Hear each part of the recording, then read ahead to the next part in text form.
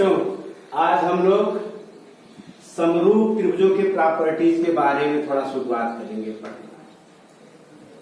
यदि दो त्रिभुज समान कोणीय को हम यह भी कह सकते हैं कि अगर दो त्रिभुजों के संगत कोण बराबर हो तो वे समरूप होते हैं। तो समरूप त्रिभुजों की दो प्रॉपर्टीज होती है। नंबर एक प्रॉपर्टीज होती है कि वह उनके संगत कोण बराबर होते हैं। दूसरा गुण यह होता है कि त्रिभुज की भुजाएं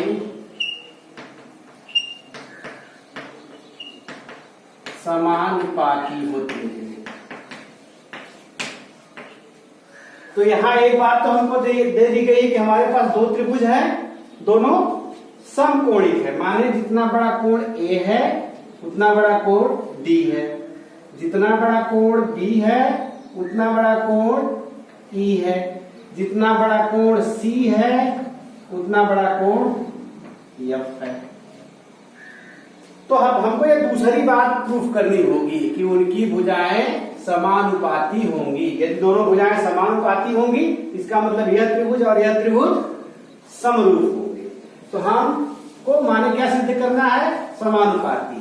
तो सिद्ध समानुपाती का मतलब हमको यह बात सिद्ध करनी है, सिद्ध करना है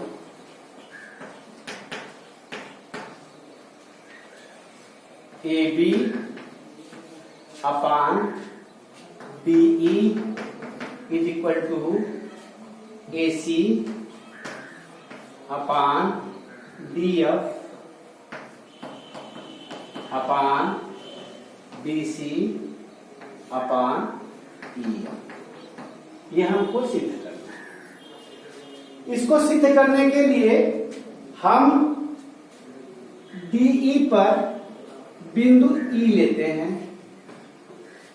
और ये तो हमने यहाँ पे लिया हुआ है। चलिए यहाँ पे बिंदु G लेते हैं और यहाँ पे बिंदु H लेते हैं तथा G और H को मिला देते हैं। हम रचना क्या करते हैं भाई? रचना अपनी बात को प्रमाणित करने के लिए थोड़ा सा अलग कर D पर बिंदु E तथा G तथा DF पर बिंदु H इस प्रकार लेते हैं कि AB बराबर DG तथा AC बराबर DH। कहने का मतलब हमारे पास जितना बड़ा यह AB है उतना बड़ा DG है और जितना बड़ा AC है उतना बड़ा DH है। अब हम आ जाते हैं अपने प्रमाणीकरण के, प्रमाण देने पे आ जाते हैं। अब त्रिभुज ABC और त्रिभुज DGH में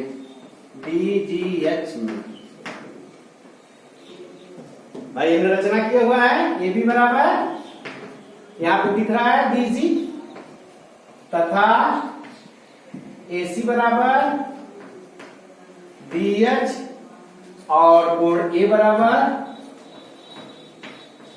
कोण D। यह हमने रचना हम बंद किया ना, AC बराबर DH और इतना हमने रचना से किया हुआ है और A बराबर D हमको पहले से दिया गया है। तो हम इन दो त्रिभुजों में क्या प्रॉपर्टीज पाते हैं भाई?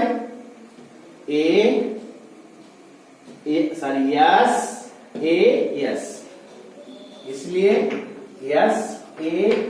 S प्रतिबंध से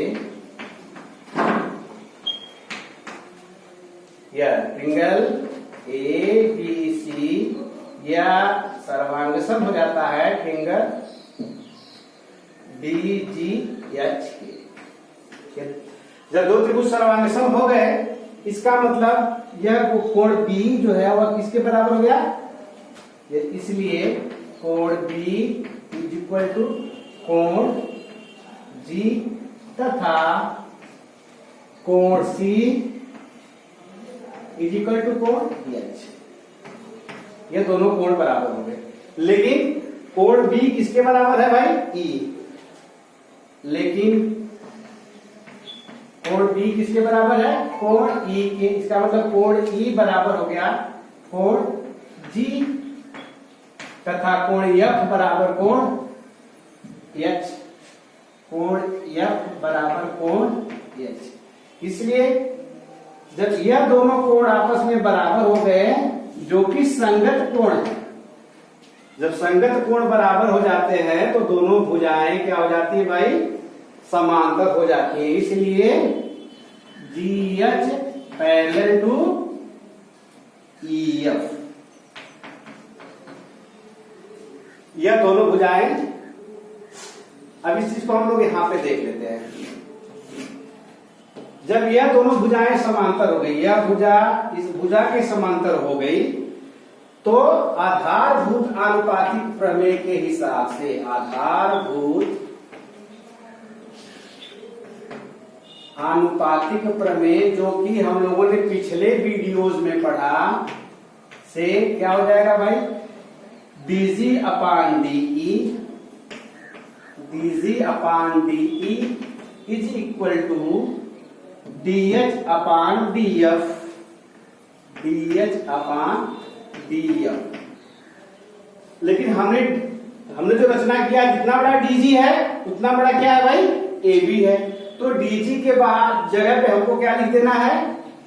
ए B upon DE is equal to DH के जगह पे क्या लिख देना है? ए सी लिख देना है, ए सी अपान डी एफ। इसी प्रकार हम आगे तीसरी बात भी प्रूव कर सकते हैं कि A B upon DE is equal to A C upon D F is equal to BC upon F. यही हमको प्रूफ करना था। इस प्रकार यह बात हमारी प्रूफ हुई कि यदि दो त्रिभुज के संगत कोण आपस में बराबर हो तो उनकी भुजाएं समानुपातिक होंगी। इसी उदाहरण को देखते हुए जो इसके और भी प्रॉपर्टीज हैं, आप लोग बुक से उसको आगे करने का प्रयास करेंगे।